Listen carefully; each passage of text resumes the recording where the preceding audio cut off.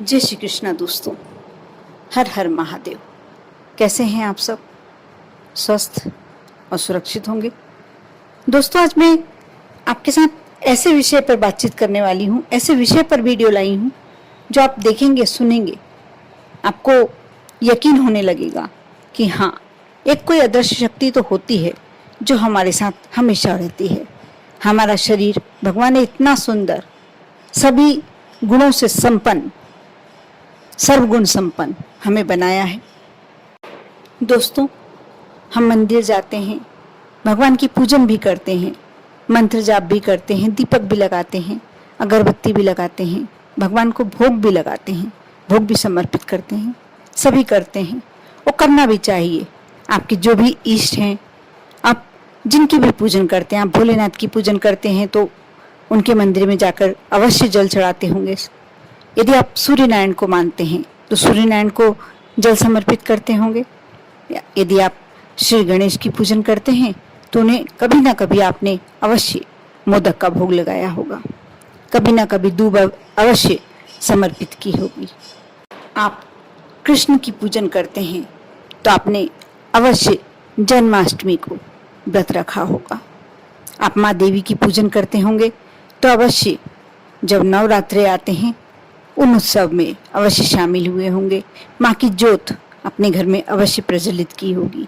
ये सभी होता है और होना भी चाहिए। हमारा कोई ना कोई ऐसा हमें लगना चाहिए कि हमारे ऊपर कोई ऐसी शक्ति है जिनको मनाकर हम अपने जीवन के कष्ट दूर कर सकते हैं और हमारा इस दुनिया में आने को सार्थक सिद्ध कर सकते हैं। क्योंकि ऐसा ही कहा जाता है, शास्त्रों में ऐसा ही उल्लेख है कि हर व्यक्ति को जीवन इसीलिए मिला है कि वह अपने पूर्व जन्म के जो उसने कर्म किए हैं वो भोगे और आगे के लिए भगवान का नाम लेकर अच्छे कर्म करे और अपने जीवन को इस जन्म के लिए ही नहीं बल्कि अगले जन्मों के लिए भी धन्य बनाए। दोस्तों, मंत्र क्या होता है और तंत्र क्या होता है? मंत्र वह होता है जो आपके मन से निकले हुए शब्द होते हैं और तंत्र वह होता है जो आप अपने तन के लिए करते हैं। आपने जो भी शब्द अपने मन से कहे हैं, आपके मन से निकले हैं, स्वयं होकर वह आपके मंत्र बन जाते हैं। आप सुबह उठते हैं, मैंने कई लोगों को देखा है, सुबह जब लोग उठते हैं, कई लोग भगवान का नाम लेते हैं, भगवान को याद करते हैं, भगवान के दर्शन करते हैं, हथेली दर्शन करते हैं। और कई लोगों को ऐसों को भी देखा है जो सुबह उठते से ही शिकायतें, लड़ाई, कलह ये करते उठते हैं। हमारी किस्मत में ये नहीं लिखा, हमको तो ये मिलता ही नहीं है, उसका भाग्य हमारे से ज़्यादा अच्छा है, हमारी तो किस्मत ही खराब है, हमारे भाग्य में ये लिखा ही नहीं है। और आप खुद सोच कर देखिए इस बात पर कि आप दिन भर में ये शब्द कितनी बार बोलते हैं। और जो मंत्र कहा जाता है, जिसे जो हमारे मन से निकले शब्द, मंत्र जाप करने की क्यों कहा जाता है? मंत्र जाप करने के लिए इसलिए कहा जाता है कि मंत्र जाप के रूप में जब आप उन शब्दों को 108 बार मनन करते हैं, 31 बार मनन करते हैं, जितनी बार भी 11 बार मनन करते हैं, उन मंत्रों का जाप ऐसा आपके मन पर प्रभाव करता है कि आपके अंतर मन को पवित्र कर देता है। आपके मन में वह भगवान के नाम लिखते चले जाते हैं और अंदर की जो आपके अंदर कोई नकारात्मक ऊर्जा प्रवेश कर गई है, कोई गंदगी प्रवेश कर गई, कोई अपवित्र आपका अंतर्मन कुछ अपवित्रता आ गई है, वो शुद्ध हो जाता है। जितनी भी अशुद्धियां आपके मन के अंदर थी सारी बाहर आ जाती है। यह मंत्र होता है। इसलिए आपने देखा होगा कि बड़े बड़े विद्वान पंडित भी जब आप गुरु दीक्षा लेने जाते हैं तो मंत्र देते हैं और उस मंत्र का जाप करने के लिए कहते हैं। क्यों कहते हैं? कि आपको इतनी माला जाप करना है, इतनी बार जाप करना है, आपको दिन भर जब भी आपको समय मिले, जब भी आप कर सकते हैं, आप कोई भी काम करें उस मंत्र का जाप करते रहें। क्योंकि उस मंत्र के द्वारा आप भगवान का मनन करते हैं। लेकिन जब आप वही शब्द अपने मन में किसी के प्रति नकारात्मक ऊर्जा भरे शब्द बोलते हैं या अपने लिए, दूसरों के लिए, किसी के लिए भी बोलते हैं कि अपने भाग्य को कोसते हैं, मेरा तो भाग्य खराब है, उसका भाग्य अच्छा है, इस तरह के शब्द आपके अंतर मन पर पूरा प्रभाव डालते हैं। आपका पूरा कार्यकलाप वैसा ही होता चला जाता है। आपके अंदर जो सकारात्मक ऊर्जा होती है नेगेटिविटी में बदलती जाती है, नकारात्मक ऊर्जा में बदलती जाती है। इसलिए मैं बार बार यही कहती हूँ कि आप जब भी दिन भर में कभी भी मंत्र जाप करें ना करें, ये एक आपका अलग विषय है, करना चाहिए। आप पूजन करते हैं, करना चाहिए।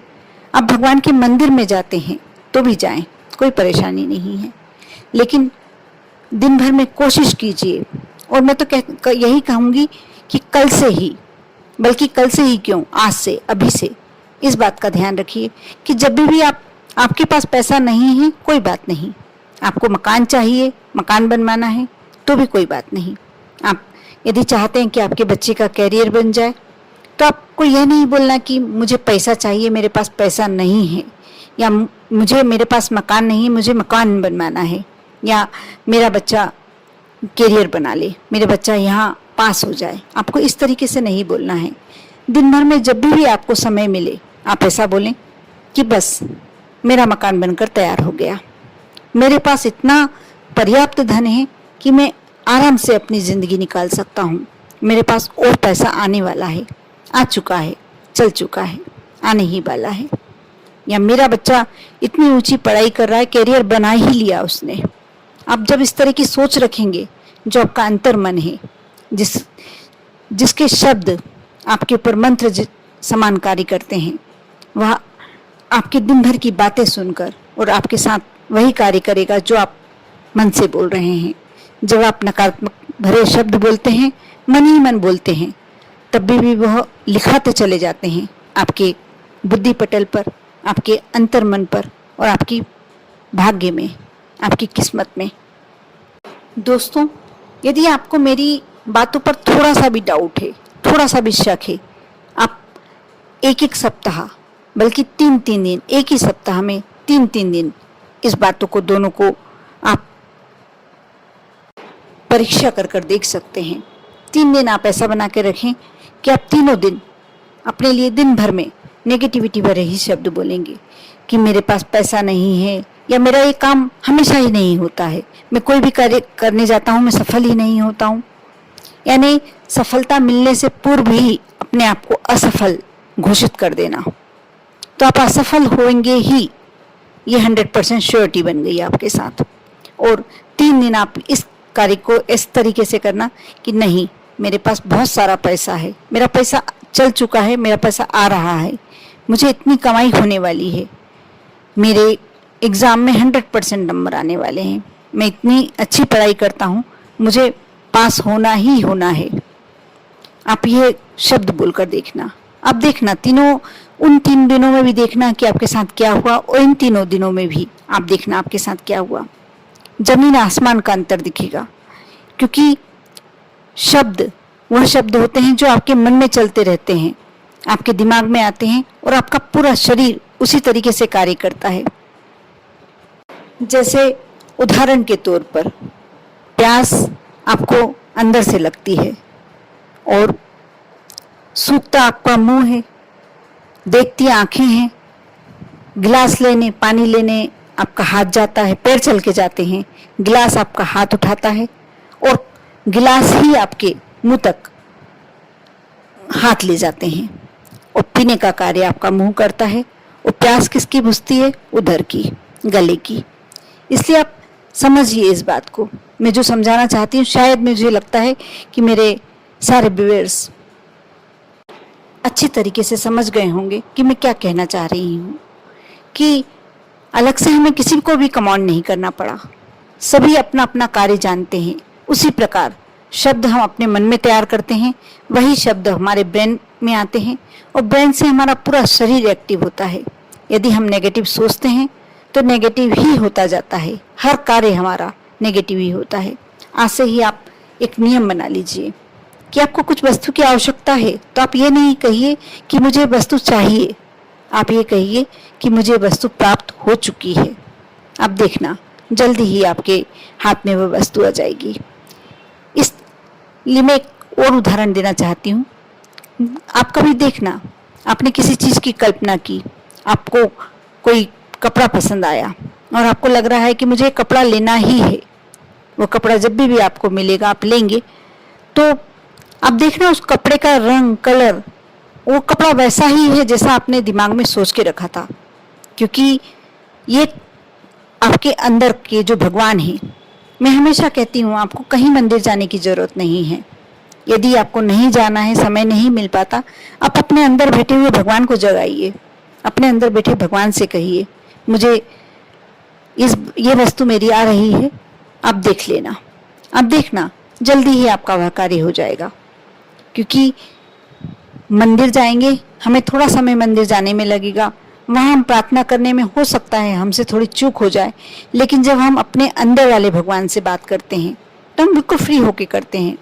अंदर के अंदर हमारे मन में हमको क्या बोलना है, किस तरीके से समझाना है, हम अच्छी तरीके से, क्योंकि 24 घंटे हमको उन्हीं भगवान के साथ रहना है। उनके लिए कोई स्पेशल समय नहीं निकालना है हमको कि ये समय ही मिलेगा, यहाँ कोई हो नहीं हमारे पास में तब हम बात करेंगे। हमारे मन से, जो हमारे मन के अंदर भगवान बैठे हुए हैं, वो सभी तरह के भगवान हो सकते हैं। ऐसा नहीं कि जीसस नहीं हो सकते, या शिव नहीं हो सकते, कान्हा नहीं हो सकते, या मल देवी जगदम्बा नहीं हो सकती, सब भगवान हो सकते हैं। आप जिस भी भगवान को मानते हैं, जिनकी पूजन करते हैं, आप उन प्रभु को अपने अंदर धारण कीजिए, मानिए कि वो आपके अंदर है और उनसे अपनी बातें कीजिए, और बातें कीजिए बिल्कुल पॉजिटिव होकर। आप देखना कैसे आपकी इच्छाएं पूरी होती हैं, कैसे आपकी मनोकामनाएं पूरी होती हैं। कहीं आपको जाप नहीं करना, कहीं आपको दीपक नहीं लगाना, कहीं कोई समय नहीं देखना, कोई विशेष समय का आपको जरूरी नहीं है कि आपको स्नान के बाद ही कार्य करना है। आप 24 घंटे, आपकी रात को नींद खुले तभी भी आप सोए सोए कार्य कर सकते हैं। आप उठे सुबह तभी कार्य कर सकते हैं। आप खाना बना रहे हैं तो खाना बनाते कार्य कर सकते हैं। यदि आप ऑफिस में बैठे हैं तो ये कार्य कर सकते हैं। आपको हाथ को रोकने की भी आवश्यकता नहीं है। आप अपना कार्य करते जाएं और मन में आप अपनी पॉजिटिव वे में अपने अंदर के भगवान को समझाइए कि ये वस्तु मेरी आ चुकी है, आ रही है। आप देखना जल्दी ही वे सामने आपकी मनोकामनाएं पूर्ण होती दिखाई देगी। आपके अंदर के भगवान ने वो सुन लिया और पूरा भी कर दिया। ये तो हुई आपके अंदर के भगवान को मनाने की बात। आज से कोशिश कीजिए, बाहर के भगवान को मनाना बहुत जरूरी है। ये दुनिया, समाज, सब में रहना जरूरी है, लेकिन अपने अंदर के भगवान को कभी मत भूलिए, उनसे अवश्य विनती कीजिए। साथ ही एक और बात बताना चाहती हूँ, यदि आप थोड़ी सी भी परेशानी में हैं, पैसे संबंधी, धन संबंधी, तो एक बहुत अच्छा उपाय है। आप अपने घर की कोई भी बड़ी हो सकती है, आपकी माँ हो सकती है, आपकी दीदी हो सकती हैं, यदि माँ नहीं है तो दीदी हो सकती हैं, आपकी सास हो सकती है, या आपकी मौसी हो सकती है, नानी हो सकती है, दादी हो सकती हैं। आपके घर में कोई भी वरिष्ठ महिला जिसे आप अपनी माँ जैसा मानते हैं, यदि माँ है तो बहुत ही उत्तम।